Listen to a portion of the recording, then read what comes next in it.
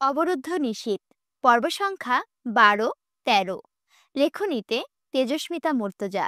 গল্প পাঠে আমি অরোরা ইসলাম। আচ্ছা, আমি এখন যেটা বলবো এটা বললে কিন্তু তোমরা হাসলে আমার কোনো দোষ নাই। আমি প্রথমে পড়ে আমি অনেক হাসছিলাম।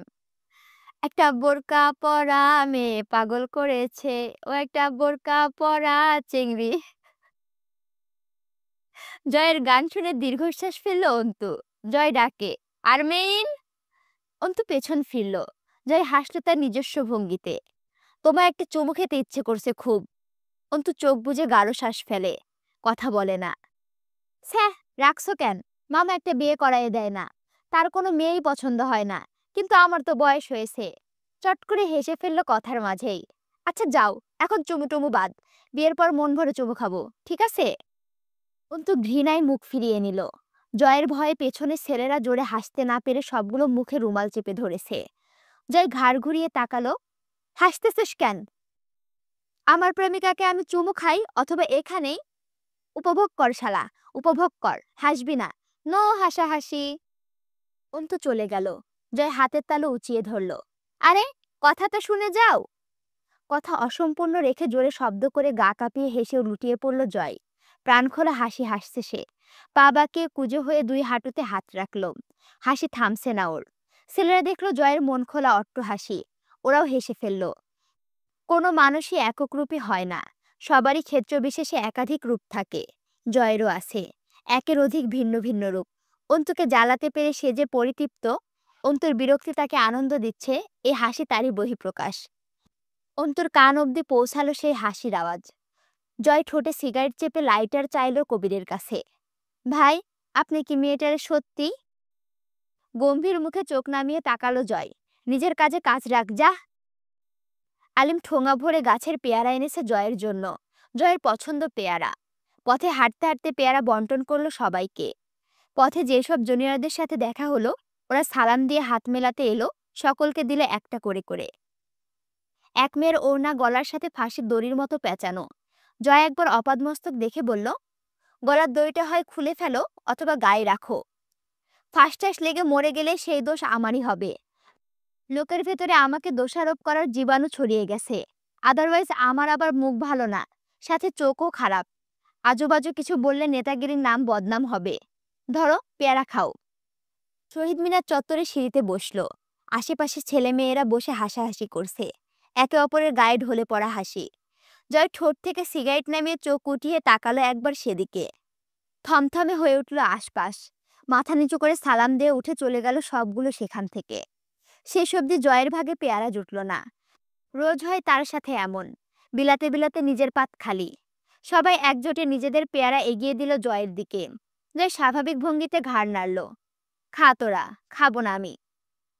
ভাই, কাতর স্বরে একযোগে ডেকে উঠল সবাই। জয় বিরক্ত হলো। এক একটা তো দেখতেছে সুপার ড্রামা কুইনের মেল ভার্সন। পেয়ারার বদলে অমন করে কলজে কেটে দাও দেখি সম্বন্ধী চ্যাংরারা। 4 আনা পিস পেয়ারা খাতোরা। আমার লাগবে না। পারলে একটা মিষ্টি স্বাদের বেশি করে জর্দা মেরে পান কিনে দে, চিবই। কবির একটা দারুণ কাজ করলো। নিজের হাতের পেয়ারাটা জয়ের হাতে ধরিয়ে দিয়ে দৌড়ে ডান দিকে গেল। যে মেয়েটাকে জয় পেয়ারা দিচ্ছিল সে তখনই দাঁড়িয়েছিল। তার কাছে গিয়ে বলল, পেয়ারা দাও। মেয়েটা তো অবাক হলো, বুঝলো না, বলল, হুম। কবির পেয়ারাটা কেড়ে নিল। দৌড়ে এলো দলের কাছে। কিছুক্ষণ কেউ মুখ বন্ধ করলো না, কথা বলল না। খানিক সময় যেতেই সবগুলো হুহা করে হেসে উঠল। রাহাত কাঁধ থাপড়াই কবিরের। মামা, কি কামডা করলি, কেড়ে নিয়ে চলে এলি? ভাই, তোকে আমি এ বছরের সেরা পেয়ারা ফেরত অ্যাওয়ার্ড দেব। সাথে থাকবে 2 বালতি পেয়ারা ভাজি, 1 বালতি পেয়ারা হালুয়া। কবির গম্ভীর মুখে বলল, ভাই, একটা ডাউট। আপনি আসলে যদি মেয়েটাকে ভালো না বাসেন তাহলে? জয় চোখ তুলল। আমি যা বলি করি তা যে কোনো মেয়ে ভয় পেয়ে হোক আর ভালো লেগে সায় দিত, মিঠা কথা বলতো, আর চোখে তাকাতো, দেখতো আমায়, লজ্জা পেত। যে লজ্জায় লজ্জা না থাকে, আসলে নির্লজ্জতা। 2-1 দিন গেলে গা ঘেঁষতো, এরপর আমার মনোযোগ পাওয়ার চেষ্টা করত। এসব যে কোনো মেয়ে করত, ভয়ে হোক অথবা ইচ্ছে করে। ওদেরকে জ্বালানোর কিছু নেই। সুতোনা টানতে গায়ে আশ্রে পড়া খানকি সব। ওদের জ্বালালে বিরক্ত হতো ওরা, বা সেটা কি জ্বালানো হতো, না নিজের ব্যক্তিত্ব আর পদের নাম বিসর্জন দেওয়া হতো? ঠিক কথা ভাই, মানে এইখানে আসলে জয় বলতে চাচ্ছে, মানে জয় তো ছিল একজন নেতা। তো তাকে সে যখন বিভিন্ন মেয়েদেরকে টিজ করতো, অনেক মেয়ে ধরো তোমার ওই গায়ে পড়ে যাইতো। তাদেরকে আসলে জয় জ্বালাইয়ে মজা পাইতো না। তো মনে করো অন্তু তো এমন ছিল না, অন্তুর ভিতরে ডিফারেন্ট। ওইজন্য অন্তুকে বেশি জ্বালায় এবং মানে আসলে সে তার ভাষ্যমতে অন্তুকে এইজন্যই সে জ্বালায় এবং জ্বালিয়ে মজা পায়। আশা করি বুঝতে পারছো। আমি না আসলে আঞ্চলিক ভাষায় কথা বলে অভ্যস্ত। তোমাদের সাথে স্টাইল করে কথা বলতে যেমন মুখ বাইকিয়ে যাচ্ছে, বুঝছো? Just kidding man. উম ঠিক কথা ভাই। ভার্সিটি ক্যাম্পাস ফাঁকা প্রায়। জয় সিগারেটে টান দিল আরেকটা। আরমিন সেরকম। না ভাই, আমার আচরণ, কাছে যাওয়া, কথা বলা সত্ত্বেও ওর গা চিটমিট করে ওঠে। ঠিক যেমন ধর ফুটন্ত বালুতে মুড়ি চাউল যেরকম। আর এখানে আসল মজাটা। তুই জানিস না আমি ওর সামনে গেলে ও ঠিক কতটা অস্বস্তি আর ঘৃণা নিয়ে আমার সামনে দাঁড়িয়ে থাকে। ধরে নে একটা আজব আমি ওর কাছে। আসলে ওকে বিরক্ত করার ইন্টারেস্টটা এখানেই। কিন্তু ভাই, জয় হাসলো। রাহাত, ছাড় দেওয়া ছেড়ে দেওয়া গুলিয়ে ফেলিস না বাপ। ছাড় দিয়ে রেখেছি সুতো আমার হাতে। সুতো জড়াতে শুরু করলে হুমড়ি খেয়ে এসে থাপড়ে পড়বে। ও আমাকে চ্যালেঞ্জ করেছে, জানিস? আর কাউকে কিছু বলতে দিল না। কবিরের দিকে তাকালো। এই অমলেট, গিটার দে আমার। ওর কোলে গিটার তুলে দিল কবির।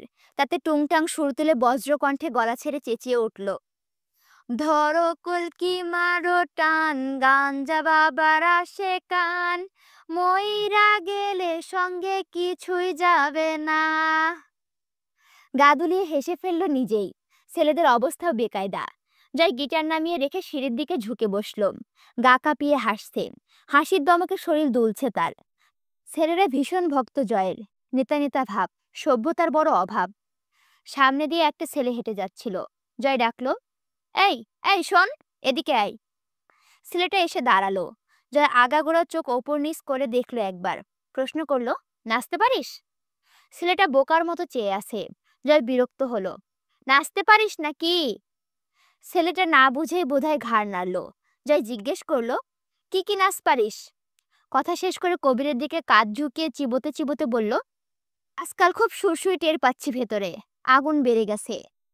কবির উদ্ভট হাসলো, ভাই কি কন না কন, দিনের বেলায় কেমনে কি, রাতে একটা ব্যবস্থা হবে না হয়। ভুরু জড়ালো জয়, দিনের বেলা সুরসুরি উঠা যাবে না নাকি? এখন বুঝতেছি মানুষ বিয়ে কেন করে, দিন হোক বা রাত, যখন তখন ফুল টাইম। ভাই, আপনিও জীবনে বিয়ে শাদী করবেন? মানে আপনার হাবভাব দেখে কিন্তু কোনোদিন মনে হয় না যে আপনি বিয়ে করবেন। কথা খারাপ বলিসনি তুই। মানে এই কথাটা আর কি জয় বলছে। কথা খারাপ বলিসনি তুই। আমিও ভাবছি কদিন ধরে তোকে একটা বিয়ে দেব। এরপর বউটাকে আমি আর তুই ভাগ করে নেব। ভাগাভাগি এক মহৎ মানসিকতার পরিচয়। সবে মিলে করি কাজ, হারি জিতি নাহিলাস। সপ্তাহে 3 দিন তোর, 3 দিন আমার। বাকি শুক্রবারটা আমার বোনাস। রাহাত হেসে গড়াগড়ি খায়। ভাই, বউ ওর, কিন্তু বোনাস আপনি কেন পাবেন?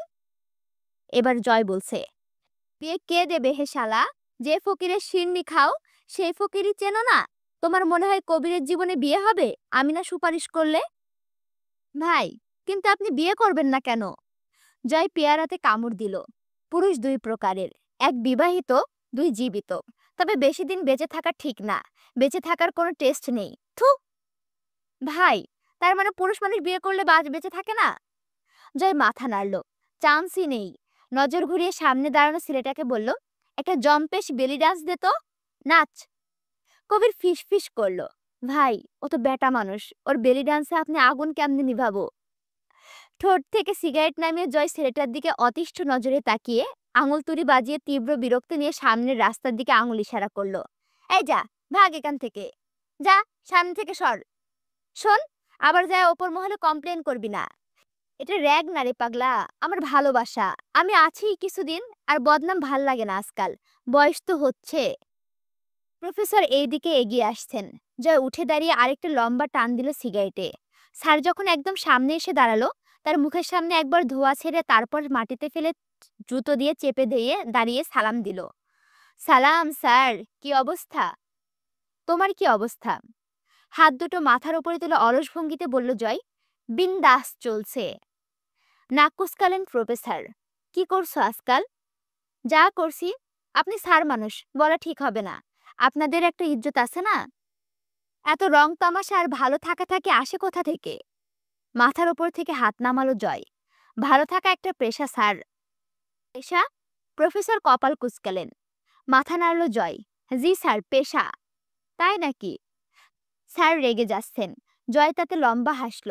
হ স্যার, এই পেশায় দরকার যা ইচ্ছে তাই করার ক্ষমতা আর মন মানসিকতা। যখন যা ভাল লাগবে, যাতে আনন্দ এবং মজা পাওয়া যাবে তা করার সাহস এবং পাওয়ারটুকু থাকলে অলওয়েজ ভালো থাকা যায়। সেটা খারাপ অথবা ভালো।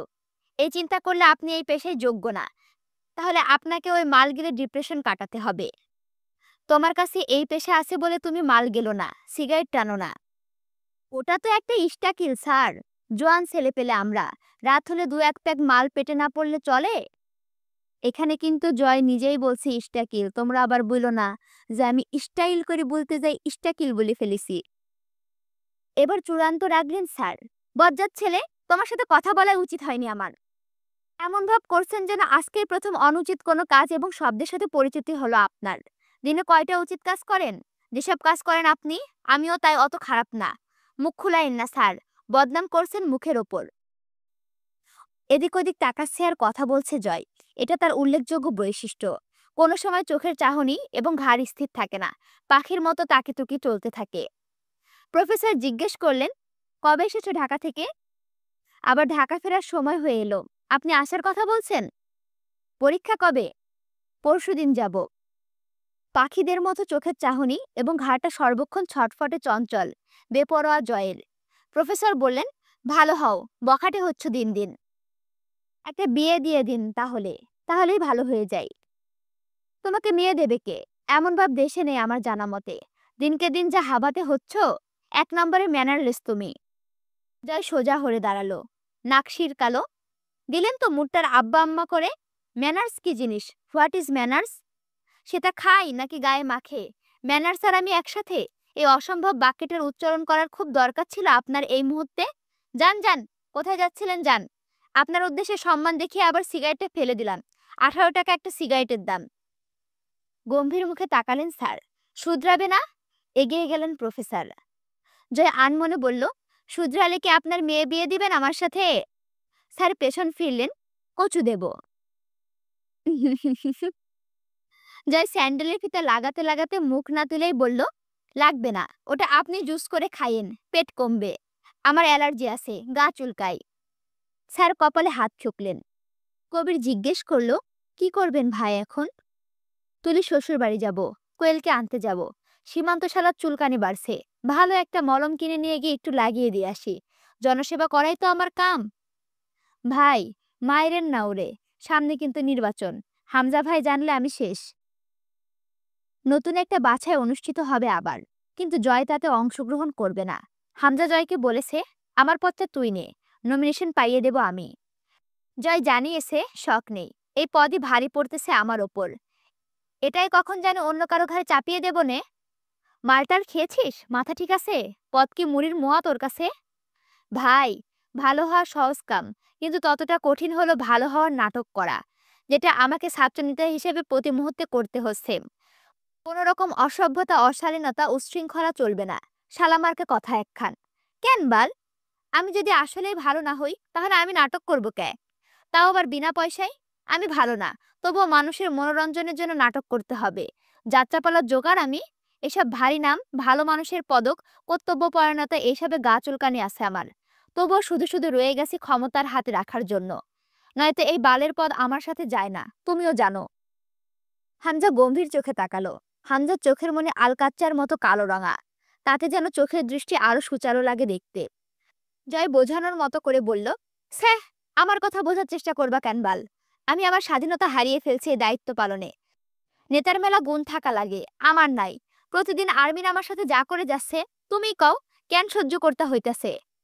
আমি চাইলেও কষে 4টা থাপ্পড় দিয়ে কানে ঝিঝি ডাকাতে পারছি না। মন ভরে বকতেও পারি না শালিরে, কারণ আমি ছাত্র দলের লিডার। চ্যাটের বাল আমার। হামজা এ ব্যাপারে কিছু বলল না, সতর্ক করলো, বাড়ি থেকে বের হবি না। হলে কি? হামজা শীতল চোখে তাকালো। এ কথার খেলাপি হলে নিজের হাতে হাঁটুর হাড় ভাঙবো আমি তোর। মাঝারের ছেলেরা ৩ বেলা নজর রাখছে বাড়ির ওপর। তোর ভাবি ওই বাড়িতে যাবে বলে জিদ ধরে বসে আছে। বিকেলে সম্মেলন আছে। একটা হাঙ্গামা হবেই হবে। সাবধান করলাম, বাইরে যাস না। জয় ঘড়ি দেখল, 10টা বাজছে বেলা। ছাদে গিয়ে কবুতরের খাবার দিয়ে 2টো কবুতর ধরে আনলো কচি দেখে। তরুকে ডেকে বলল, পাতলা ঝোল রান্না করতে পারবি? মামি আর আমি খাবো। মামির শরীর ভালো? এখন ব্যথা কম। আপনি কোথাও যাবেন? হামজা ভাই কিন্তু বের হতে নিষেধ করেছে। আমি গিয়ে বলে দেব আপনি বের হচ্ছেন। জয় চোখ বুলালো তরুর ওপর। ভাড়ায় চলিত? হামজা ভাই ভাড়া দেয় তোরা আমার পেছনে লেগে থাকতে?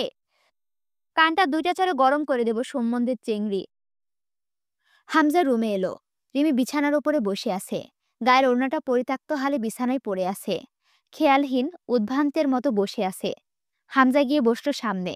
সকাল থেকে খাওনি কেন কিছু? আপনার পয়সায় কেনা কিছু খাওয়ার রুচি আসছে না। হামজা চরম ধৈর্যশীল পুরুষ, তবুও যেন ধপ করে আগুন লেগে গেল ভেতরে। তা গিলেও ফেলল মুহূর্তে। হাসলো অল্প। তাহলে কার পয়সায় খাবে? স্বামীর পয়সায় তো খেতে হবে তোমাকে। আপনি স্বামী? হিসেবে তো তাই আসে।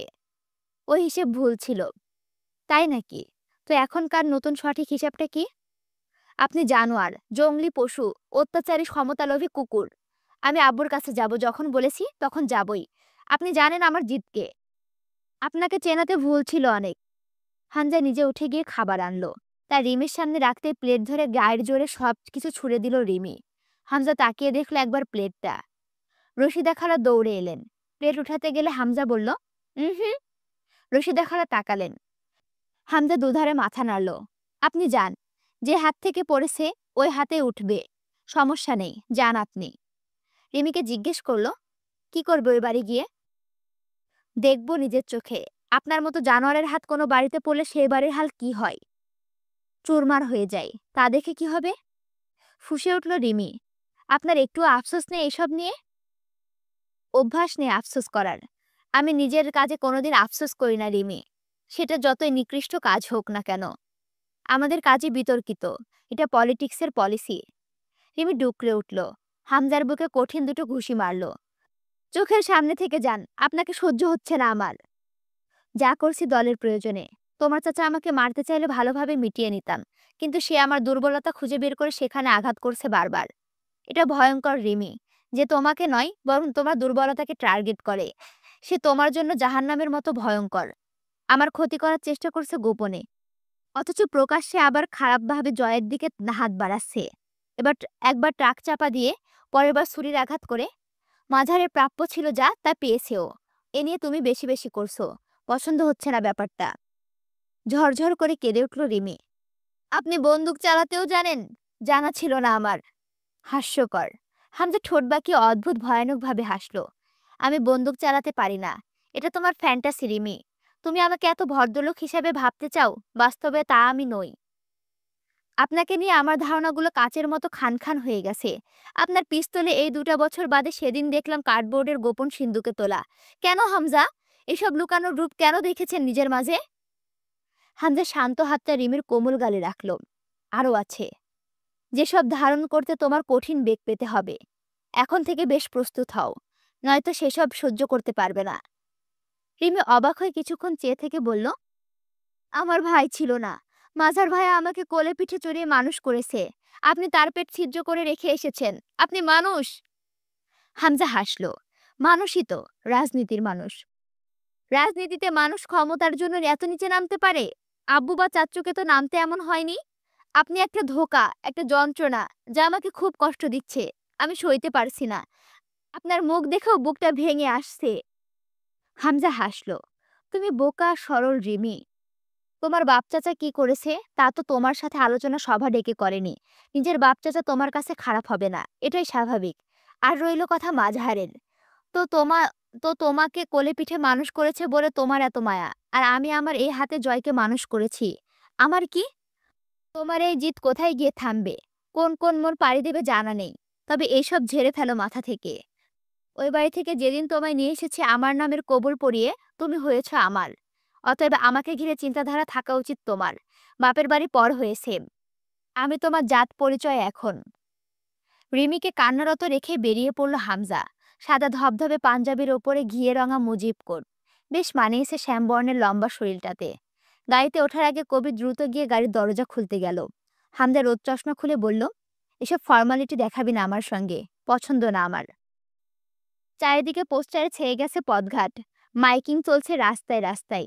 সেসব পেরিয়ে এগিয়ে চলল হামজার গাড়ি পলাশের ডেরার দিকে।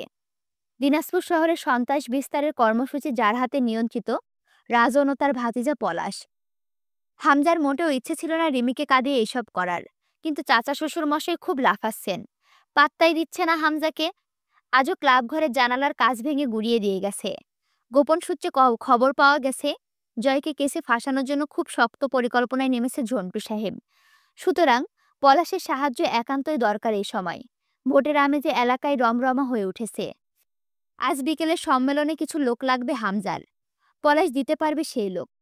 হামজা বেরিয়ে যেতে জয় বেরিয়ে পড়ল ভার্সিটির ক্লাবের উদ্দেশ্যে। সেখানে ঝামেলা হয়েছে ছাত্র হোস্টেলে কিছু একটা। সাদা লুঙ্গি ও শার্ট পরে তরুকে ডাকলো।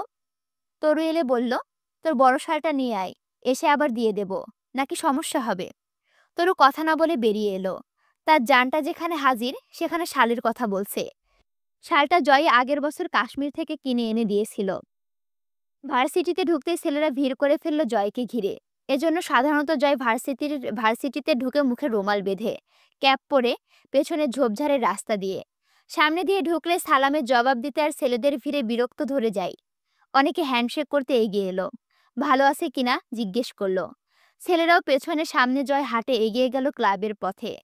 পথে হিন্দু ম্যাডাম শ্যামলী দাসের সঙ্গে দেখা হলো। জয় লম্বা করে একটা সালাম দিল, আসসালামু আলাইকুম ম্যাম। ম্যাম অল্প হাসলেন। এই কাজটা জয় ইচ্ছে করে করে। হামজা থাকলে ধমক দিত, সালাম নিয়ে ইয়ার্কি করা ঠিক না। কিন্তু জয়ের কাছে যুক্তি আছে, শান্তি সবার উপরে বর্ষণ করা যায়, তার উপর জয়ের তো কোনো ধর্ম নেই। কার্যালয়ে গিয়ে চেয়ার টেনে বসলো। প্রথমে এলো একদল সেকেন্ড ইয়ারের পরীক্ষায় শেষে ফাইনাল ইয়ারের বিদায় অনুষ্ঠানের আয়োজন বিষয় নিয়ে। জয় হিসেব দেখে কাগজটা টেবিলে রেখে বলল, এত সব বড়লোকে আয়োজন করার মানে নেই কোনো, জিলাপি অথবা বাতাসে ছিটিয়ে হরিণ লুট দিয়ে দে। ভাই এই একটা কথা? কথা না, কথা কাকে বলে বলতো? মনের ভাব প্রকাশ করতে যে ধ্বনি বা আওয়াজ গলা দিয়ে বের হয়, সেটাই ভাষা বা কথা। সে হিসেবে আমারটা কথা ছিল না। কপাল চাপড়ালো ওরা সব। বোঝা গেল জয় এ ব্যাপারে আর কথা বলতে আগ্রহী নয়। তার সিদ্ধান্ত চূড়ান্ত। মজার ছলে আন্তরিক কথা আর আন্তরিক স্বরে বানোয়াট ভণ্ডামি করার লোক সে। পেপার ওয়েট নিয়ে খেলতে খেলতে বলল, হোস্টেলে কি হয়েছে? একজন বলল, ভাই ভার্সিটিতে গতদিন বিকেলে আপনাকে নিয়ে বিতর্ক লেগেছিল। আপনি নাকি সেকেন্ড ইয়ারের একটা মেয়েকে হ্যারাস করেছেন। মেয়েটা কমপ্লেন করেছে সাধারণ সম্পাদক মুকুলের কাছে। আপনার বিরুদ্ধে অভিযোগ করেছে আপনি ওকে বাজেভাবে ডিস্টার্ব করেন ভার্সিটিতে আসলে। সাথে থেমে গেল ছেলেটা, বাকিটা বলতে ভয়। জয় হেসে ফেলল নিঃশব্দে। চেয়ারে হেলান দিয়ে চোখ বুঝলো ছাদের দিকে মুখ তুলে বিড়বিড় করল, আরমিন আরমিন আরমিন, কি যে করো তুমি! এই তো খেয়াল থেকে বের হয়ে যাচ্ছ, আবার ঠিক কোনো না কোনো বেয়াদবি করে আগুন জ্বালাচ্ছ ভেতরে। চোখ খুলল। সাথে, কিরে থামলি কেন? শুনছি, বলে যা, থামিস না। ছেলেটার মুখ শুকনো। জয় সোজা হয়ে বসল। বিক্ষোভ চলছে এই নিয়ে, তাই তো? তোমাদের কি মনে হয় এতে আমার পদত্যাগ করাতে পারবে তো? এইরকম এক নীরব বিক্ষোভ করছে সবগুলো মহিলা মানুষের মতো পেছনে লুকিয়ে। স্যাঁ, শালারা হিজড়ার বংশ সব। এদের দিয়ে আদৌ সাম্যবাদ প্রতিষ্ঠা হবে? এই যে গেট দিয়ে ঢুকলাম, একটা খোয়া পর্যন্ত ছুড়ল না কেউ। বিদ্রোহ সংগ্রাম পারে না এরা। ছাত্র রাজনীতিতে আছে, লজ্জাজনক। সামনে এসে একটা বকা পর্যন্ত দিল না কোনো শালা। এই নাকি এরা ছাত্রলীগ, এরা যুব সেবক। শালারা বালের আন্দোলন শিখছে। আমি হামজা ভাইকে মানাতে পারছি না পদত্যাগের জন্য, কত দুঃখে আছি। অজান্তে হলো আমার পদত্যাগটা করিয়ে একটা উপকার করতে পারতো বেটা শালারা। খাস মনে দোয়া দিতাম। সবার মুখে আতঙ্ক ছেয়ে গেল। জয়, আমি পদত্যাগ করতে চাই। এই লোক মজার ছলে কঠিন সত্যি বলে। জয় ডাকলো, সে যান, কাল সকালে ওদের কার্যালয়ে আনবি। আন্দোলন শেখাবো, অন্যায়ের বিরুদ্ধে রুখে দাঁড়ানো শেখাবো, যা। সকলে হাহাকার করল। ভাই, আপনি কি পদত্যাগ করতে চান? মানে? পেপারওয়েট হাতে তুলে উঠে দাঁড়ালো জয়। রাহাতকে বলল, আগামীকাল একটা সম্মেলন ডাক, সকলে যেন উপস্থিত থাকে। কাল না হতে পারলে কিন্তু দেরি হবে। কাল রাতে গাড়ি আমার, ঢাকা থেকে ফিরতে দেরি হবে কয়েকদিন। বহুদিন, বেশ বহুদিন পর জয়কে কার্যালয়ে পাওয়া গেল সেদিন। রাজনৈতিক কর্মীর মতো সাদা ভদ্র পাঞ্জাবিতে নয়, বরং আমিরকে দেখা যায় তার চিরচেনা ভূষণে। লম্বা শরীরে সাদা ধবধবে থানের লুঙ্গি, একটা শার্ট, তার ওপর শাল জড়ানো, পায়ে চামড়ার স্যান্ডেল, তাতে বেল্ট খোলা। প্রয়োজন মতো ক্ষেত্র বিশেষে বদমাস রসিক জয় আমিরের চেহারায় ফুটে ওঠে গম্ভীর এক নেতৃত্ববোধ। অনেকদিন পর কার্যালয় থেকে সে দলবল সহ ক্যাম্পাসে নেমে চক্কর দিল চারিদিকে।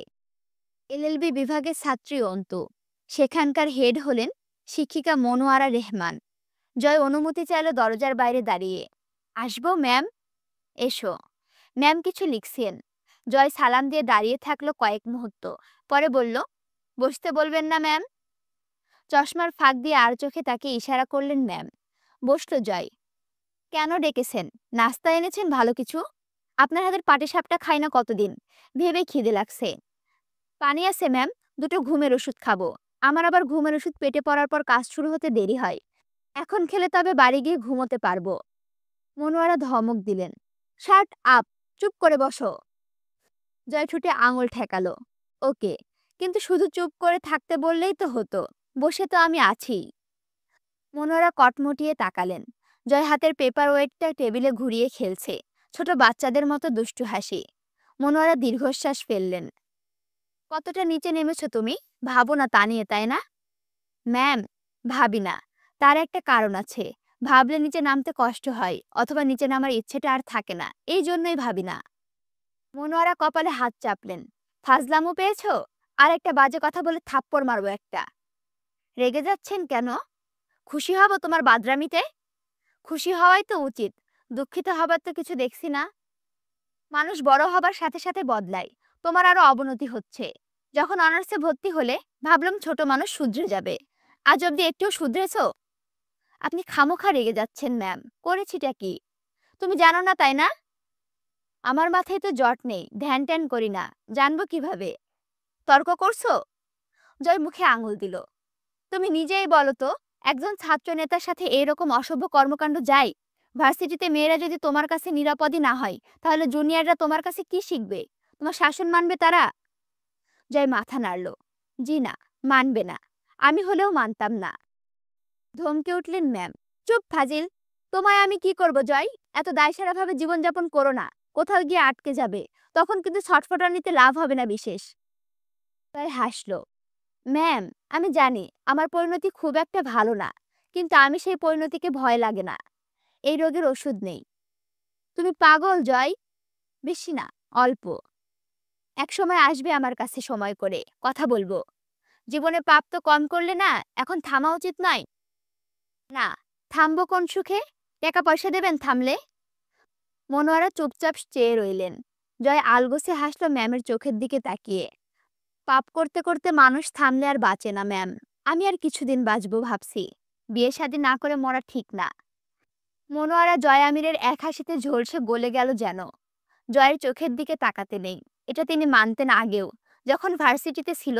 এত সব কুকর্ম করে বেড়াতো, অথচ গালি ঝাড়লে বা মারলে যে ছেলে রাগে না, কখনো যে সিরিয়াস হয় না, ঠোঁটের দুষ্টু হাসি অথবা রসিক কথাবার্তায় থামে না, তাকে শাস্তি দেবার উপায় কি? মনোয়ারা কপট কঠিন স্বরে বললেন, এখন বলো কি হয়েছে মেয়েটার সঙ্গে তোমার? জয় হা করে শ্বাস নিল। কিছু বলতে প্রস্তুত নিল সে, এরপর সুন্দর করে বলল, রাগারাগি হয়েছে। রাগারাগি হয়েছে? জুনিয়রের সাথে রাগারাগি? আরমিন আমার প্রেমিকা ম্যাম, কিন্তু ও এখনো আমাকে চায় না। কথা বলতে গেলে স্যাত করে ওঠে শালি, এড়িয়ে চলে। এরপর গতকাল আবার অভিযোগ করছে। একটা দীর্ঘশ্বাস ফেলল জয়। এখন আপনি যদি গিয়ে ওকে এই কথা জিজ্ঞেস করেন, ও এটাও স্বীকার করবে না যে ও আমার প্রেমিকা। তাজ্জব বনে গেলেন মনোয়ারা। তোমার প্রেমিকা? তোমার মতো ক্যাঙ্গারুর প্রেমিকা? এসবও বিশ্বাসও করে মরতে হবে? কেন বিশ্বাস করতে পারছেন না? মনোয়ারা চুপচাপ জয়ের দিকে তাকিয়ে রইলেন। এরপর না চাইতে আচমকা হেসে ফেললেন। তুমি কি ভাবো আমায়? আমি জানি না তোমায়? জয় হাসল। কি জানেন? মনোয়ারা গম্ভীর হবার চেষ্টা করলেন, অথচ লাভ নেই। তাই তিনি কৌশলে বোঝানোর চেষ্টা করলেন বেপরোয়া ষাঁড়টাকে। আর জ্বালাবে না মেয়েটাকে, তোমার রেপুটেশন খারাপ হয়, এ খাতিরেও তো বদমাশি ছাড়তে পারো। জয় বোঝানোর চেষ্টা করল, সত্যিই ও আমার গার্লফ্রেন্ড ম্যাম। মনোয়ারা কঠিন হতে গিয়েও হাসলেন। গেট আউট, কান ধরে দাঁড় করিয়ে রাখবো এবার, বের হও আমার রুম থেকে। জয় বাইরে বেরিয়ে এলো হাসতে হাসতে ম্যামের কক্ষ থেকে। আপন মনে বলল, আরমিন। কেন যে এত সহজভাবে নেও আমায় তুমি? কেন? ওয়াই?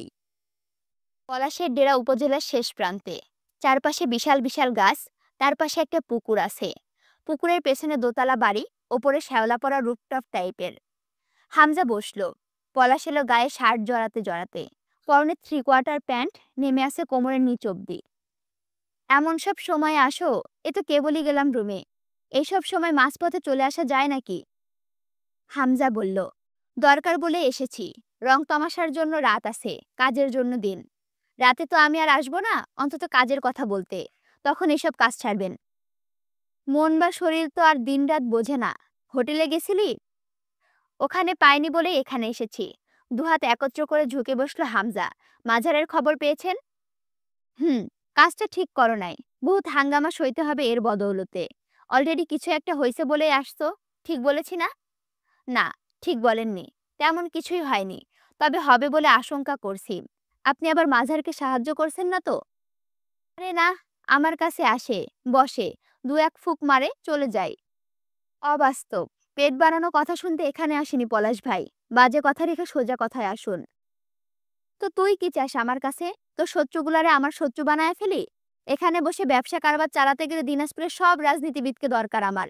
আমার কারবারের কাছে আমি আপোষ করি না, জানিস তুই। হামজার জন্য নাস্তা এলো। পলাশ খেতে ইশারা করলো। হামজা তা উপেক্ষা করে বলল, আজ যদি মাঝারের লোক কোনো হাঙ্গামা করে, আপনার কারবারেও ভাটা পড়বে। এখানে বসে কলকাঠি নাড়ার সুযোগ আমি দেব না বোধহয় আর। ইস, কথা কোন দিক থেকে কোন দিক নিয়ে যাচ্ছ? আমি শুধু কারোর সাথে সম্পর্ক নষ্ট করতে চাই না। আর এটাও চাই তুমি আর মাঝার এক হও। যেহেতু আমারও তোমাদের প্রয়োজন, তোমাদেরকেও আমাকে। অথচ দুইজন এক হতেই পারো না, মাঝে পিষে মরতেছি আমি। এবার তার প্রত্যুত্তরে হামজা বলল, অথচ মেয়র হচ্ছে আমি। মাঝারের গোষ্ঠী শুদ্ধ রাজনীতি থেকে উপড়ে ফেলবো। তাহলে ওদের সাথে আপনার সম্পর্ক রাখার বিশেষ দরকার বলে মনে হয় না। পলাশ সিগারেট ধরিয়ে ঠোঁটে চেপে বলল, চা ঠান্ডা হয়ে যাচ্ছে। সোফার ওপর শরীরে ভার ছেড়ে বসল। হামজা শুনল না বোধহয় সেই কথা। সোজা সাপটা বলল, আজ সম্মেলনে যদি একটা আওয়াজও আসে ওদের, সামান্য পরিবেশ নষ্ট হলো আপনার ধান্দার শিকড় একটানে উপরে তুলে ফেলবো আমি। মাঝার ঢাকায় চিকিৎসারত। ওর ছেলেরা আতঙ্কগ্রস্ত। অথচ আমি জানি আপনার লোকজন মাঝারের হয়ে ক্লাবে প্রতিদিন গন্ডগোল করতে যাচ্ছে। আপনি ওদের নিষেধ করবেন। পলাশ চুপচাপ তাকিয়ে রইল একটু হামজার দিকে। পরে গম্ভীর হলো, আমি ওদেরকে যেতে বলিনি। আমিও আমার ছেলেদের যেতে বলবো না। ওরা নিজেরাই দড়ি ছিঁড়তে খুব ওস্তাদ। আর জয়কে তো চেনেন। এত হাইপার হলে এই লাইনে টিকবি কেমনে? তুই শান্তিপূর্ণভাবে কাজ করে এত তাড়াতাড়ি এখানে আসছো। এখন আমি যা বলি মন দিয়ে শোন। সংক্ষেপে শেষ করুন, সময় কম হাতে। জয় কোথায় এখন? বাড়িতে। কথাটা মুখে বললেও মনের ভিতরে খট করে উঠল হামজার। যে ডান পিঠে ছেলে, আসলেই বাড়িতে আছে তো? রাগে শরীরের লোম দাঁড়িয়ে গেল হামজার। সবকিছু অসহ্য লাগছে যেন। পলাশ বলল, জয় তোর সাধের গোয়ালের পাগলা সার। ওরে তুই ভালো শক্ত দড়িতে আটকাস নাই কোনোদিন। এই জন্য ভুগবি খুব। যতই গুছিয়ে রাখতে চাও আব্বা গোয়ালটারে, পাগলা সারটা যতদিন খোলা আছে, তোমার দুর্ভোগের শেষ থাকার কথা না। নির্বাচনের আগে যে কামটা করছিস তুমি, আমি খালি ভাবতেছি ওরা এখনো কেস ফাইল করে নাই কেন তোর নামে। সাবধান থাক। ঝড়ের আগে নীরবতা বলেও একটা কথা আছে। ঝন্টু সাহেব ছেলেকে নিয়ে ব্যস্ত, চিন্তিত। কিন্তু মাঝার সুস্থ হোক, ফিরে আসুক। খেলার দিন গেল না, আসতেছে। নির্বাচন ক্যান্সেল করছিস, ছেলেটারে আদমরা করছিস মেরে। এই সময় ঠিক না এসব। হামজা চুপচাপ শুনল। পরে জিজ্ঞেস করলো, রাজন মামা আসবে কবে? সিগারেট ফেলে দিয়ে বলল পলাশ, রাজধানীর ব্যস্ততা মেলা। ঠিক নেই কবে আসে এক ঝলক। আর কিছু বলতে চাচ্ছিলেন? মুখের ভেতরে না রেখে বলে ফেলুন। হামজার কথায় হেসে ফেলল পলাশ। তোমারে আমার খুব ভাল লাগে হামজা। একদম সফল গ্যাংস্টার তুই। তবে আমারে যে পদে পদে দরকার তোর, এটা ভুলবি না। পলাশের চোখের রং ধূসর, ঠিক বিড়ালের মতো জলজল করে। হাসলে কেমন এক গা ছমছমে ভাব ছড়িয়ে পড়ে আশেপাশে। চেহারাটা অন্যরকম দেখতে। ভুরুর মাঝখানে ফাঁকা নেই, জোড়া ভুরু। নাকের ডগায় সূক্ষ্ম বিভাজনের কারণে নাকটা অদ্ভুত লাগে দেখতে। কথা বলার সময় ঠোঁটে একটা প্যাচ প্যাচে হাসি লেপতে থাকে। এই হাসি দিয়ে দিনাজপুরের কালোবাজার জমজমাট চলছে পলাশের। হামজা বেরিয়ে এলো। তার মন অশান্ত হয়ে আছে। অস্থির হাতে ফোন করলো বেশ কয়েকবার জয়কে। জয় প্রতিটা কলই গুনে গুনে কেটে দিল। ফোন ভাইব্রেট হলো হামজার। রিপন কল করেছে। মিনিট চারেকের মতো শুধু বলল ওপাশ থেকে, হামজা শুনল, মাথায় রক্ত উঠে গেল। সোজা গাড়িতে উঠল বাড়ির উদ্দেশ্যে। তরু অসময়ে হামজাকে দেখে চমকালো। হামজা রাগে না, খুব শান্ত মানুষ। রাগলে মানুষ থাকে না, এটাও সত্য। জয়, জয় কই? তরু কথা বলল না, মাথা নত তার, হাত পা শিরশির করছে। তরু নীরবতা হামজাকে ক্ষুব্ধ করে তুলল। হাতের ফোনটা এক আছাড়ে 4 খণ্ড করল। বুকে ওঠে, জানোয়ারের বাচ্চা বের হয়ে গেছে। বললাম বাইরের পরিস্থিতি খারাপ, বের হোস না। বের হয়েছে আবার ভার্সিটিতে গিয়ে আকামো করা সারা। তোরা কেউ দেখিসনি ওরে বের হয়েছে? দেখিসনি? তরু ঠক ঠক করে কেঁপে উঠল। দৌড়ে এলো সকলে। সবগুলা ভেড়াচোদা এক একটা নাকে তেল মেরে ঘুমাও। ওই শৌরের বাচ্চা আজ বাড়িতে আসলে। ডাইনিং টেবিলের ওপরে থাকা জগটা এক বাড়িতে মেঝেতে ফেললো। ঝনঝন করে বুড়ো হয়ে গেল সেটা। হুমায়ুন পটোয়ারি এগিয়ে এলেন। কি হয়েছে, খেপছিস কেন? জয় বাচ্চা ছেলে, ওরে নিয়ে এত ভয় পাওয়া লাগবে? কি শুরু করছিস? তুলি বের হয়ে এলো। তোমার ছেলে কি মানুষ আব্বু? কোয়েলকে আনতে যাওয়ার কথা ছিল, জয় সেখানে গেছে হয়তো। হামজা তাকালো তুলির দিকে। তুলি চুপ করে গেল। হামজার চোখ দিয়ে রক্ত ছুটে বের হচ্ছে। চোখ বুজে খেপে যাওয়ার গোখরা সাপের মতো ফোঁস করে শ্বাস নিল নিজেকে শান্ত করতে। সোফার ওপর হাতের ডান সাইডে কাউচের ওপর জয়ের হেডফোন পরে আছেন। সেটা তুলে ছুঁড়ে মারল শূন্যে। সেটা গিয়ে দেওয়ালে লেগে ভেঙে মেঝেতে ছড়িয়ে পড়ল। হুমায়ুন পাটোয়ারি বললেন, তুই শান্ত হ, ওর কিচ্ছু হবে না। দাঁত আটকে বলল হামজা। আব্বু কথা কম বলেন আপনি। তুলি ভেতরে উঠে যা, যা। গর্জে উঠল হামজা। তুলি চোখ বুজে ফেলল সে বজ্রকণ্ঠে, তবে নড়ল না। তরুর গা কেঁপে উঠল অজান্তেই। হাতের লোম দাঁড়িয়ে গেছে, শিউরে উঠল শরীরটা। বাইরের পরিস্থিতি সম্বন্ধে ধারণা আছে আপনার কোনো? ফোন লাগান, ফোন লাগান কুত্তার বাচ্চারে। জলদি, জলদি করেন। ফোন কই আপনার, ফোন কই? হুমায়ুন পটোয়ারি দৌড়ে গিয়ে ফোন আনলেন। ফোন করলেন জয়কে। জয় 2 বার কেটে 3 বারের বার রিসিভ করে। হামজা ফোন ধরতে ধরতে মারি পিষল। বান্দির বাচ্চা, কই মরতে গেছিস? আজ আমার সামনে আসলে তোর রুহুনা বের করে নেই আমি। হারামির বাচ্চা সারা শোর, কতবার নিষেধ করে গেছি আমি তোরে। 5 মিনিটের মধ্যে বাড়ি না আসলে খুন হয়ে যাবে আমার হাতে। জীবিত পুঁতে রাখবো একদম। কথা কানে যায় না, মাথায়ও ঢোকে না। সেই মুহূর্তে ভেতরে ঢুকলো জয়। তার কানে ফোন ধরা তখনও।